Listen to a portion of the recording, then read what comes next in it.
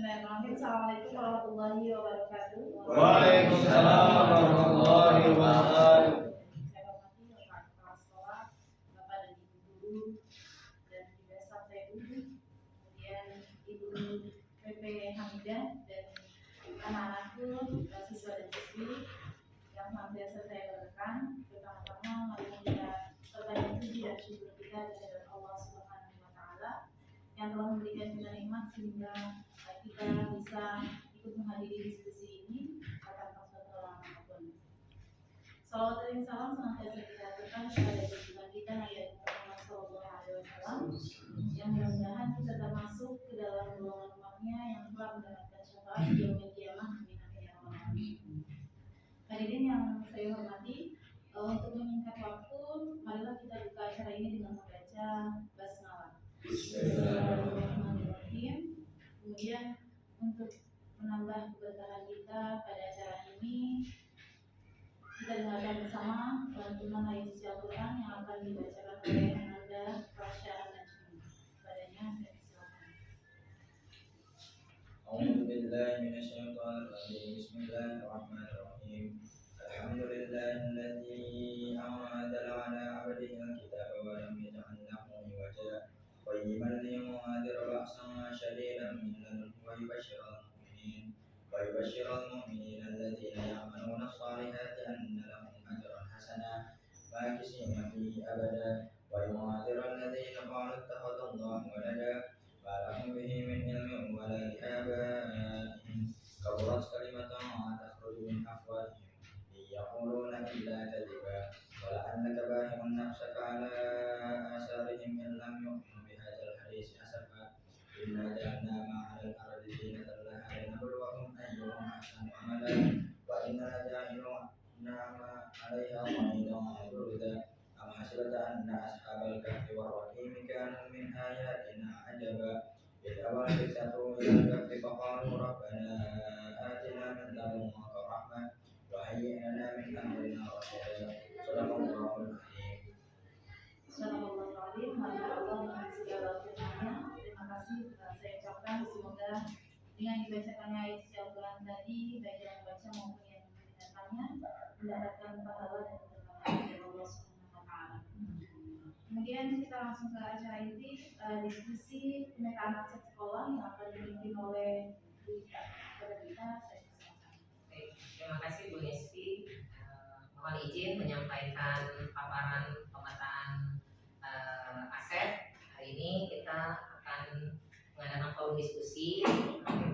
Sebelum kita mengadakan forum diskusi, saya akan memaparkan terlebih dahulu apa itu pemetaan aset. Yang pertama, aset adalah sumber daya yang dimiliki oleh sekolah. Jadi sumber daya yang dimiliki sekolah itu ada banyak, ternyata bukan hanya satu atau dua. Jadi ada 7 aset yang dimiliki oleh sekolah. Sebelumnya ini karena ini Indonesia, jadi ini sebenarnya adalah visi misi sekolah. Visi sekolah adalah terwujudnya peserta didik yang berjiwa Qurani dan berkarakter profil pelajar Pancasila. Ini visi dari sekolah kita, dari SMIT Tunas Bangsa. Kemudian kita masuk ke tujuan pemetaan aset. Apa sih tujuan? Kenapa sih kita bikin tujuan pemetaan aset? Yang pertama yaitu pengelolaan sumber daya sekolah berdasarkan kekuatan yang dimiliki dan berkolaborasi untuk mendukung terwujudnya visi sekolah tadi, visi sekolah kita. Kemudian yang kedua, tujuan dari pemetaan aset ini yaitu identifikasi 7 aset sekolah untuk diterapkan atau dipetakan gitu ya. Kemudian yang berikutnya, yang ketiga, menentukan potensi-potensi lain yang ada di sekolah kita, di lingkungan kita sendiri. Bukan hanya di sekolahan, tapi di lingkungan kita sendiri. Jadi kita bukan melulu tentang kekurangan sekolahan kita, ya, tapi kita harus berpikir apa kelebihan yang dimiliki oleh sekolah yang kita miliki. Baik, ada 7 aset. Yang pertama adalah aset atau modal manusia. Yang berikutnya adalah modal sosial, kemudian modal fisik, modal politik, modal lingkungan atau alamnya, kemudian modal agama, modal budaya, kemudian yang terakhir adalah modal finansial. Baik, ini yang pertama. Apa sih 7 aset itu? Ini dipecah lagi. Ini yang pertama aset manusia. sumber daya manusia yang berkualitas. Investasi pada sumber daya manusia menjadi sangat penting yang berhubungan dengan kesehatan, pendidikan, kesejahteraan, dan harga diri seseorang. Misalnya kalau di sekolah kita, aset manusianya adalah guru dan siswa, ya. Nanti mungkin yang lain bisa dipaparkan. Kemudian aset sosial. Aset sosial adalah sebagai norma dan aturan yang mengikat warga masyarakat yang ada di dalamnya dan mengatur pola perilaku warga, juga unsur kepercayaan, trust, dan jaringan network antara unsur-unsur yang ada di dalam komunitas masyarakat. Misalnya kalau kita aset sosialnya, misalnya kita ini kan Depok ini budayanya itu dekat dengan budaya Betawi ya. Nah itu aset-asetnya, aset-aset sosialnya seperti apa. Kemudian misalkan juga kalau kita berperan dengan, misalnya kalau kelas 12 ini atau kita kan pernah bekerja sama dengan salah satu bimbel Nurul Fikri untuk itu juga termasuk aset sosial kita juga. Kemudian berikutnya contoh juga aset sosial, misalnya kegiatan P5 juga termasuk aset kegiatan sosial. Kemudian berikutnya adalah aset fisik. Aset fisik adalah bangunan yang bisa digunakan untuk kelas atau lokasi melakukan proses pembelajaran, laboratorium, pertemuan, ataupun pelatihan. Aset fisik contohnya kayak kita sekarang pakai ini adalah kelas, itu contoh aset dari fisik ya. Kemudian aset politik ya. Aset politik katanya dimaknai sebagai sebuah aktivitas demokrasi dalam tatanan politik praktis, tetapi merupakan kemampuan kelompok untuk mempengaruhi distribusi sumber daya yang ada di unit sosial. Misalnya kita bekerja sama dengan lingkungan RT dan RW setempat. Kemudian politik bisa juga dulu pernah NASA 8 kunjungan ke gedung DPR MPR, anggota dewan kita diterima oleh Bapak Hengki di anggota DPR, itu juga termasuk aset politik kita ya, kedekatan dengan ke salah satu aset DPRD ya Kota Depok. Kemudian aset lingkungan alam bisa berupa potensi yang belum diolah dan mempunyai nilai ekonomi yang tinggi dalam upaya pelestarian alam dan juga kenyamanan hidup. Misalnya di Depok ini masih asli banget. Beda kalau kita ke Jakarta itu polusi udara. Alhamdulillah kita tinggal di lingkungan yang masih banyak pohonnya. Kemudian banyak juga cagar alam. Ya, kemudian aset agama dan budaya. Aset agama merupakan suatu sistem perilaku yang mendasar dan berfungsi untuk mengintegrasikan perilaku individu dalam suatu komunitas, baik perilaku lahiriah maupun simbolik. Ya. Kemudian yang terakhir adalah aset keuangan atau aset finansial, ya. Dukungan keuangan yang dimiliki oleh sebuah komunitas yang dapat digunakan untuk membiayai proses pembangunan dan kegiatan sebuah komunitas atau di bawah sekolah kita. Misalnya kalau sekolah kita itu ada dari, kalau kita kan ada iuran ya dari siswanya, orang tuanya bayaran sekolah. Mungkin dari saya itu aja. Nanti kita banyak diskusi. Terima kasih. Assalamualaikum warahmatullahi wabarakatuh. Kita yang sudah mengatakan secara umum tadi tentang 7 aset sekolah yang berbasis kekuatan ya. Jadi dengan inklusi apresiatif melihat aset sekolah dari berdasarkan kekuatan yang dimiliki oleh sekolah. Baik Bapak Ibu hadirin dan anak-anakku semuanya, sekarang kita diskusikan bagaimana kita bisa melihat aset sekolah yang sekarang ini ada di lingkungan kita. Mungkin bisa diawali dari oleh kepala sekolah Bu. Iya, baik Bapak kepala sekolah. Ya kan biasanya pakai soalnya Bu, mohon maaf Bu, yayasannya lagi ada rapat juga, jadi izin tidak hadir. Silakan Bapak kepala sekolah. Baik. Assalamualaikum warahmatullahi wabarakatuh. Waalaikumsalam warahmatullahi wabarakatuh. Ya, terima kasih Bu Ita yang sudah memfasilitasi forum diskusi pemetaan aset hari ini ya. Terima kasih Bu Rizky sebagai moderator, Bu Hamidah, dan Bapak Ibu, lalu ada para ananda kita yang mewakili organisasi setiap di setiap organisasi di sekolah. Ini semoga menjadi kolaborasi yang kolaborasi yang cantik ya. Karena pemetaan aset itu tadi benar, pemetaan aset ini dia perkara satu atau bukan dua aset yang kita miliki, tapi ini bagaimana kita mengelaborasikan atau mengkolaborasikan aset yang kita miliki supaya bisa mendukung perwujudan visi sekolah. Itu kan targetnya kita ya benar ya. Yeah. Jadi kesempatan di forum diskusi ini ya mungkin saya mengawali dari 7 aset yang tadi dipaparkan. Tugas kita bersama adalah kita harus pahami aset dari masing-masing 7 modal aset itu yang mana saja dan bisa kita olah sampai dengan levelisasi maksimal dan efektif di level seperti apa ya. Karena memang sekolah kita itu kan berbeda dengan beberapa sekolah keumuman lainnya.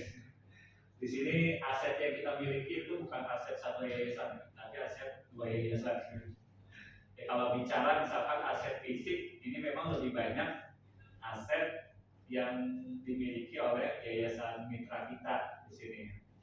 Kalau aset finansial, ini juga menjadi aset yang memang dikelola bersama dengan 2 yayasan ini. Kalau aset politik, ini mungkin yang bisa kita maksimalkan ya. Kita yang tadi sudah disampaikan, di beberapa kesempatan kita mengundang wakil wali kota di beberapa acara kita, dan kita juga mengundang beberapa anggota DPRD Kota Depok untuk memberikan atau sebagai guest teacher di sekolah kita. Itu juga menjadi bagian dari kita memberdayakan aset yang kita miliki. Kita juga berkunjung ke DPRD Kota Depok, dan kita juga sering melakukan komunikasi ya. Kan kalau camat itu termasuk ke politik ya Bu Teh. Lurah Camat, lurah, RT, RTW. Ya, itu ada RT juga kita ya. Ini mungkin aset politik yang harus dimaksimalkan, karena memang yang tadi saya sebutkan itu yang sebagian besar berada di luar sekolah kita, tapi itu aset yang memang kita bisa kolaborasikan untuk mewujudkan visi sekolah. Ya, kalau aset manusia ini menjadi hal yang memang bisa kita maksimalkan pengelolaannya, seperti guru, siswa yang dalam hal ini ya kan, orang tua, staf TU, atau misalkan security, bagian keempat kebersihan dan masyarakat sekitar. Dan ini juga kita sudah berupaya ya melakukan pemberdayaan di aset manusia, mulai dari pelatihan guru, ya kan. Lalu kita memberikan beberapa kali pelatihan dan seminar buat siswa sebagai bentuk dari mengupgrade atau meningkatkan skill dan kemampuan survei di masa depan mereka ya. Ini jadi hal yang penting. Jadi nanti bagaimana kita mengkolaborasikan aset yang kita miliki semaksimal mungkin bisa mewujudkan visi sekolah. Nah, kalau aset sosial ini yang kita nggak boleh menutup mata nih ya. Karena besarnya sekolah kita itu di aset sosial. Kan bagaimana sekolah itu bisa bermanfaat, itu kan salah satu ukurannya itu ya bagaimana sekolah itu bisa memberikan pengaruh positif baik itu keluarga dari siswa kita maupun orang sekitar kita. Jadi kalau bicara aset sosial, ya ini kan yang kita sudah mulai ini ya melebarkan kembali networking atau jaringan-jaringan kita dengan pihak kampus. Itu alhamdulillah kita sudah terjalin ya, bukan hanya kampus-kampus yang di Jabodetabek, tapi sudah meluas sampai dengan ke Sumatera sih. Ada yang ke Kalimantan ya. Ini sebagai bentuk dari kita ini memaksimalkan aset sosial ya kan. Dan kita juga sudah memprogram secara serius ya, misal kunjungan kampus. Kita juga sudah berpartner di tahun lalu untuk proyek P5. Itu kita bermitra dengan Bank Sampah Harum ya, yang di Sukma Jaya Depok Timur. Itu menjadi aset sosial yang penting yang harus kita jaga hubungan kita di situ ya. Lalu di beberapa lembaga bimbingan belajar tadi sudah disebutkan, salah satu yang masih eksis kita berpartner itu BKB Guru Fikri. Dan kita juga punya lembaga partner juga ya untuk melakukan asesmen awal. Ini lembaga Skotes Langkah Sinergi. Nah, ini juga menjadi lembaga mitra kita juga nih, karena memang kan salah satu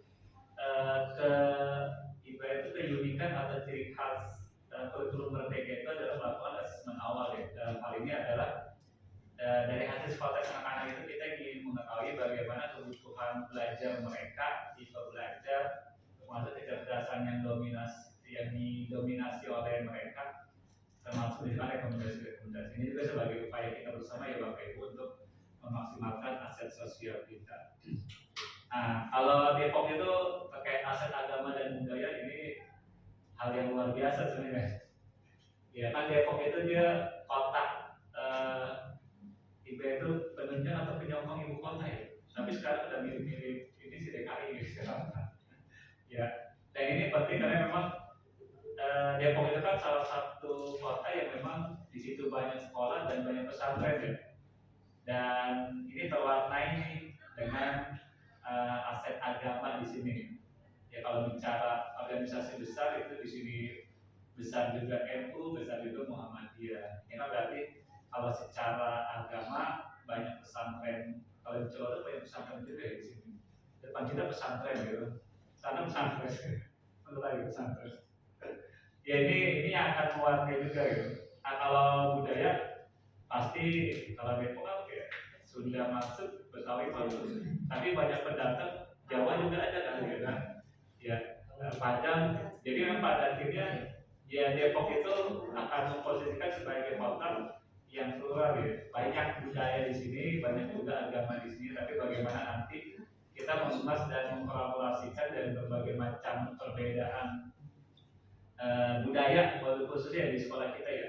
Mungkin kalau agama ya karena kita sekolah Islam terpadu, walaupun ada juga yang nanyain gitu, boleh nggak yang non-muslim sekolah di sini gitu. Sempat ada yang nanya seperti itu gitu. Ya kalau secara standarisasi nasional mungkin kita belum bisa memenuhi sih Bu, karena memang memfasilitasi guru pengajarnya gitu. Nah, tapi kalau memang pada dia mau di sini dan terkait pembelajaran agamanya itu di luar, itu yang sempat kita bunyikan terus gitu. Nah, jadi memang ini menjadi salah satu prinsip kita juga gitu terkait budaya ini. Masjid juga banyak di daerah sini ya masjid. Nah, kalau aspek lingkungan ini sebenarnya yang sangat beruntung kita berada di Cilodong gitu. Cilodong itu air ya. Cilodong. Yang terbukti ya. Kita depan belakang diapit sama dua sungai ya. Ya depan sebelahnya. Kali Baru dan Kali Ciliwung. Nah kalau bicara itu sebenarnya iya benar. Depok itu nggak jauh dari sekolah kita ada tambang di situ Cilodong. Nah itu bisa dijadikan buat aset pembelajaran ini buat anak-anak di situ kan. Nggak jauh dari situ juga ada studio alam TPRI kan. Ada kebun buah naga juga kan di kita kan. Budidaya ikan hias kalau dari situ Cilodong. Terus budidaya tanaman ada juga di Cilodong ya. Yang pusat tani Depok kita ada di Cilodong. Kalau agak jauh ke Sawangan ada di kandang. Ini sebenarnya aset-aset yang memang berada di Depok dan sangat mendukung ya untuk kita kolaborasikan bersama. Yang memang pada akhirnya itu bisa mendukung visi sekolah kita. Itu awalan dari saya Bu Ita ya. Silakan nanti bisa didiskusikan di mana masing-masing aset kompetensi yang coba saya identifikasi. Baik Pak Jari, terima kasih, cukup lengkap ya, hampir semuanya sudah dibahas sama Pak Jari. Tapi kita juga ada juga nih kedatangan dari staf PU. Bagaimana Pak Gugun untuk aset finansialnya Pak Gugun?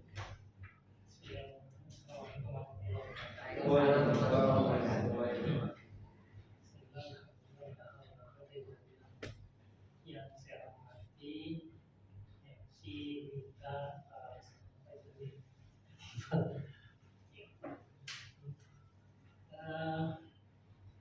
sedikit ingin saya sampaikan ya bahwa saya kebagian ini yang mewakili data aset keuangan ini. Iya Pak. Agak sensitif ya Pak ya. Ya memang uang bukan segalanya ya dalam organisasi kita ini sekolah, tapi tanpa uang pun target-target yang sudah disampaikan Pak Berjali ke kita itu akan sulit tercapai tanpa keuangan yang menggigil ya. Ya, jadi memang poin yang penting juga. Yang paling besar porsinya itu sebenarnya adalah dari orang tua. Anak-anak.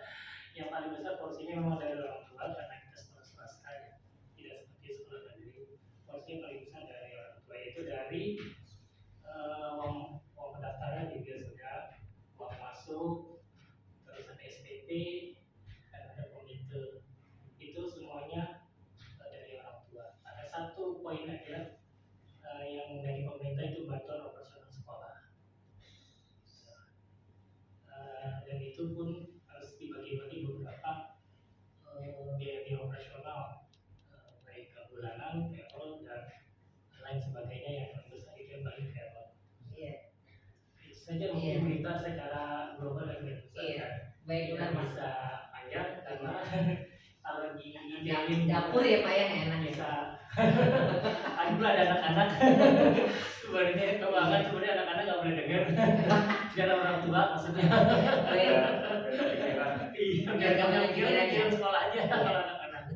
Baik, terima kasih Pak Agun ya.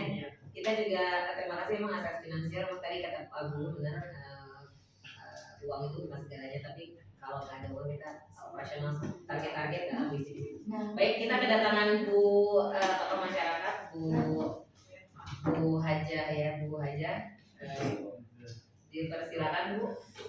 Bagaimana Bu kalau aset, kalau di lingkungan, kalau di tempat Ibu gimana Bu?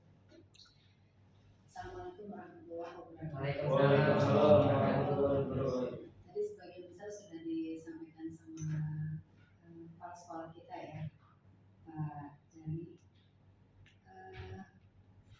Artinya begini, memang kalau di Depok ini saya melihat kultur agamisme masih kuat sekali ya.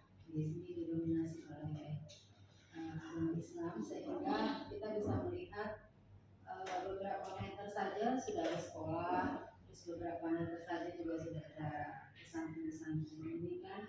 Jadi memang ini aset yang sangat luar biasa yang bisa kita gunakan untuk kerjasama dengan pondok pesantren ya, yang bisa kita gali apa sih yang ada di pondok pesantren, sehingga ini juga bisa menambah pengetahuan kita di sekolah kita. Ya, itu kita sekali-sekali bisa angkat sana ke pesantren sekali-sekali seperti itu ya. Ini kan sebagai tanah masyarakat ya, kasih masukan. Jadi artinya bahwa apa yang ada di lingkungan kita itu sayang sekali kalau nggak kita manfaatkan untuk perkembangan sekolah. Jadi kita bisa melihat bagaimana sih cara di pesantren ya, dan bisa kita ambil contohnya dan bisa kita terapkan juga di sekolah kita. Terus yang saya juga melihat bahwa di sini pun masih banyak banget ya lingkungan yang sangat asri ya, kayak misalkan ada sungai ya, Sungai Ciliwung ya itu ya, sungai atau kali sih, sungai apa kali? Kalau di Jakarta lebih sering itu kali. Sebenarnya sungai ya, tapi karena terbiasa menggunakan kata kali ya, padahal itu kan sungai ya. Sudah mengetahui Bu. Ya kalau kali itu kan bahasa Betawi banget ya, Kali Ciliwung. Itu ada sungai, terus ada istilahnya ada sedikit lah hutan, tapi bukan hutan sih ya, pohon yang banyak ya, bukan hutan sih di sini. Nah ini kan memang bisa digunakan oleh siswa ya untuk melakukan penelitian atau tugas-tugas lapangan ya yang sangat bermanfaat banget untuk sekolah di sini. Itu mungkin yang bisa diterapkan dari sisi-sisi lingkungan sekolah dan pesantren. Ya, mudah-mudahan bisa berkembang dengan masukan dari saya. Assalamualaikum warahmatullahi wabarakatuh. Terima kasih Bu Haja. Memang mudah-mudahan ini menjadi masukan buat profesi untuk kunjungan ke pesantren-pesantren, bukan hanya kan prois ya. Boleh di programin kita juga, bukan hanya ghost to kampus tapi ghost to pesantren. Ya. Baik, karena di sini ada anak rohis, tadi ngomong-ngomong tentang pesantren, baiknya silakan kakak yang mewakili remaja masjid SMPT Tunas Bangsa. Bismillahirrahmanirrahim. Assalamualaikum warahmatullahi wabarakatuh. Ya, untuk Rohis ini mampu menjadi pelaksana kegiatan keagamaan, salah satunya seperti Rohis atau hari Ramadan yang sudah dilaksanakan. Oh iya. Jurusan saya. Iya, anak rohis ya. Kegiatan juga ada, selain rohis ada hadroh ya kemarin ya, ada hadroh ya. Oh iya, kemarin acara Palestina, kemarin charity solidaritas Palestina juga anak rohis yang menghandle ya. Terima kasih anak rohis. Baik, selanjutnya ada satu lagi kalau maksud sebelah nih kan yang ganteng satu lagi. Silakan abang dari siswa silakan abang. Assalamualaikum warahmatullahi wabarakatuh. Waalaikumsalam warahmatullahi wabarakatuh. Banyak potensi yang dimiliki oleh siswa-siswa, salah satunya dari bidang ekstrakurikuler pencaksilat yang dapat melestarikan budaya di Indonesia. Dengan mengikuti perlombaan-perlombaan di luar, mereka dapat ikut serta dalam mengembangkan sekolah serta mewujudkan visi misi sekolah. Wes keren. Dari saya, Assalamualaikum. Assalamualaikum. Kemarin juara umum ya? Lomba kemarin ya? Iya kelas 10. Kamu gak ikut memang? Oh belum. Nanti ikut ya berarti ya. Buat kan muat itu, namanya budaya kan, muat budaya. Baik. Kemudian ada kelasnya aja. ada kelasnya gimana kelas ya? Sampai kan salah satu mewariskan budaya kan itu salah satunya pencaksilat ya Bu ya. Selain tari-tarian dan lain sebagainya. Baik. Tadi siswanya kan sudah kayaknya nggak lengkap nih. Di sini kita kehadiran kesiswaan. Oh iya, Bapak kesiswaan. Boleh silakan Pak Iqbal. Silakan Pak Iqbal. Ya, bismillahirrahmanirrahim. Assalamualaikum warahmatullahi wabarakatuh. Waalaikumsalam. Ya, sama-sama kita hormati Bapak Kepala Sekolah dan juga yang sedang berjuang ya menyelesaikan pendidikan Bu Ida dan Misti PGP 8 Pak. dan juga Ibu PP gitu kan. Karena kalau Ibu PP perjuangan tuh bersama kita ya. Iya. Jadi masih belajar gitu kan Iya. dalam pendidikan pada guru-guru di sekolah kami. Saya izin menyampaikan seputar kegiatan kesiswaan yang mungkin siswa sekalian cukup terkenal ya seputar program P5. Masih ingat kan program P5? Ya, yaitu seputar kita mengambil 3 tema pada kala itu, yaitu pertama tema kearifan lokal, yang kedua seputar gaya hidup berkelanjutan, yang ketiga seputar kewirausahaan seperti itu. Pada saat gaya hidup berkelanjutan ini cukup berkesan kepada siswa gitu kan. Memang siswa diminta untuk awalan ibu gitu kan seperti itu, kita memberi pencerdasan informasi seputar sampah gitu kan. Kadang-kadang miris ketika habis main bola di lapangan yang terjadi apa? Banyak sampah gitu kan seperti itu. Jadi alhamdulillah nih dengan penanggulangan yang ada kita berikan pencerdasan gitu kan seputar sampah. Minimal mereka bisa memilih nih mana sampah organik, mana sampah non organik gitu kan seperti itu. Yang berikutnya di tema gaya hidup berkelanjutan yang cukup mengena yaitu ingat kunjungan kemana? Tadi mana? Kembang sampah harum. Iya. Dodol. Jadi kita juga kunjungan ke bank sampah harum di daerah Sukmajaya gitu kan. Walaupun beberapa siswa ketika ke bank sampah apa? Tutup hidung gitu. Karena itu di situ apa? Pengolahannya gitu kan. Jadi mereka biar berpikir ada dua lokasi. Alhamdulillah yang satu seputar bahasanya itu recycle ya, bahasanya plastik, gelas di situ. Tapi yang lebih dasar lagi yang sampah organik gitu kan, ini benar-benar diolah gitu kan, dibakar gitu kan. Jadi siswa masuk kalau Ikhwannya sih kalau dilihat masih lebih kuat nih, tapi kalau akuatnya lebih kurang bertahan gitu kan seperti itu. Tapi alhamdulillah ini menjadi sebuah trigger gitu kan buat siswa, minimal mereka peduli ini seputar sampah gitu kan. karena mungkin di sini juga merasakan pada saat di daerah-daerah tertentu sampah ini nggak bisa ditaruh di TPU ya seperti itu gitu. Jadi ini menjadi sebuah hal catatan gitu. Yang berikutnya kita juga ada kunjungan pada saat ke kearifan lokal, kita mengunjungi sebuah dodol khas yang itu dodol Betawi. Di mana tempatnya? Haji Satibi gitu kan, seperti itu. Ini dodol yang khas dan beberapa siswa alhamdulillah masih ingat pada saat panen raya kelompoknya Abi gitu. Jadi kelompok Abi mencoba membuat dodol gitu kan, dan alhamdulillah itu ditawarkan kepada orang tua gitu kan, walaupun hanya sebenarnya tusuk gigi maksudnya segini, maksudnya lumayan sampel gitu. Jadi ini menjadi sebuah hal agar, karena semangat kalau baca sejarahnya para keluarga besar Haji Satibi ini dalam rangka menjaga budaya lokal gitu kan. Nah alhamdulillah nih kita berperan dalam kontribusi hal tersebut gitu kan, seperti itu.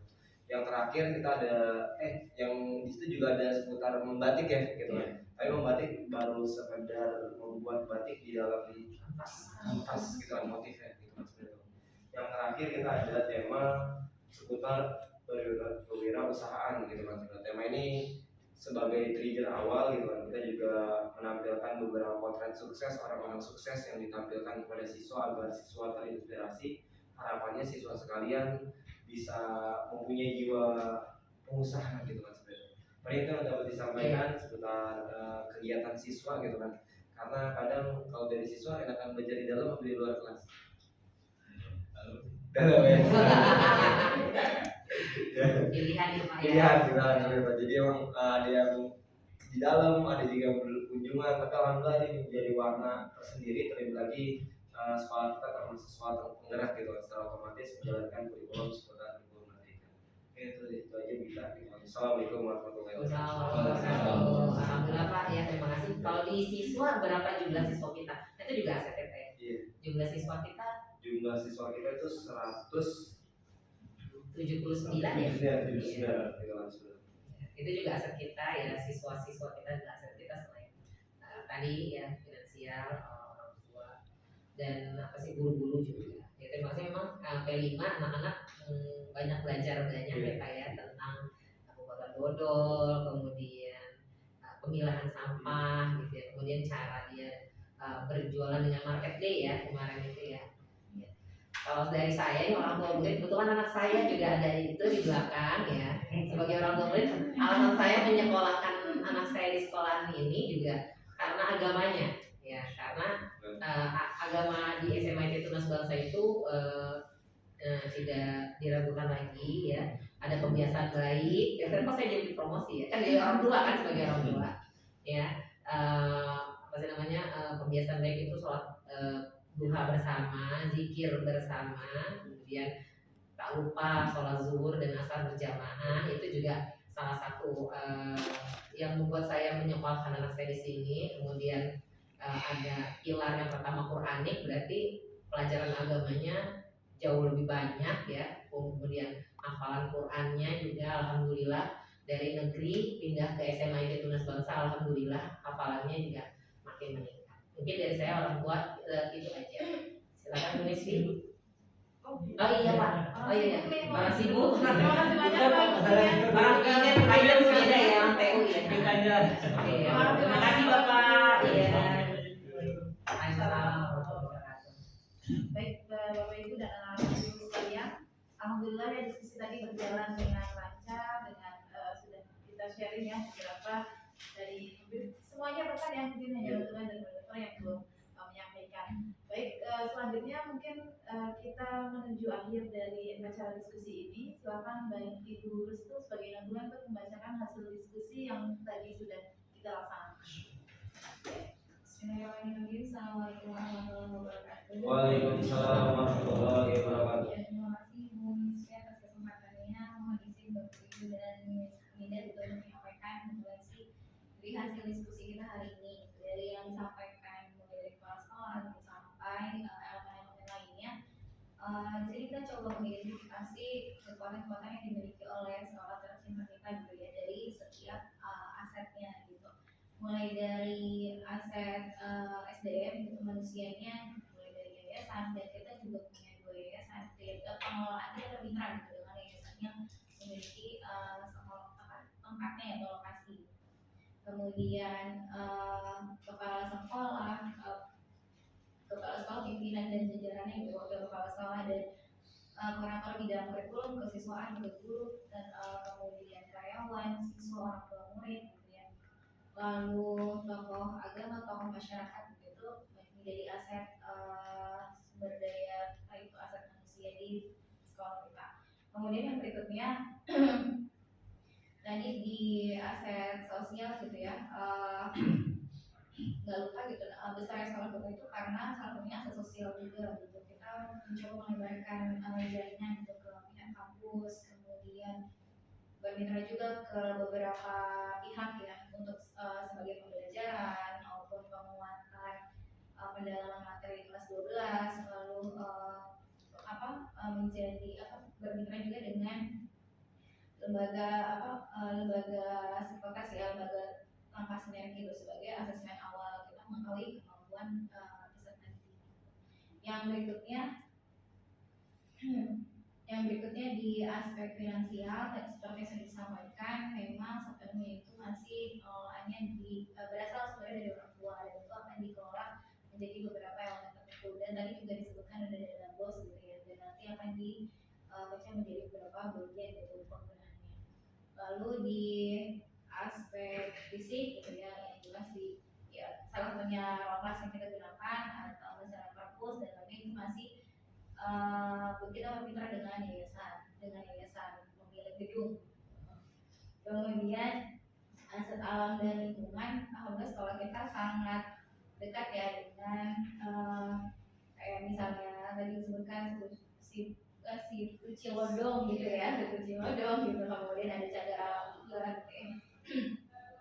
Dan tempat-tempat budidaya gitu, beberapa yang masih ada di sekitar Cilodong itu sebagai kekuatan kita untuk misalnya mengembangkan pembelajaran atau mengembangkan kemampuan siswa di sekolah kita. Kemudian ada aset politik dari berbagai kerjasama atau kolaborasi yang sudah dilakukan bersama DPR atau kita meminta anggota untuk kunjungan memberikan penyampaian, itu juga sudah dilakukan dan semoga terus dikembangkan gitu.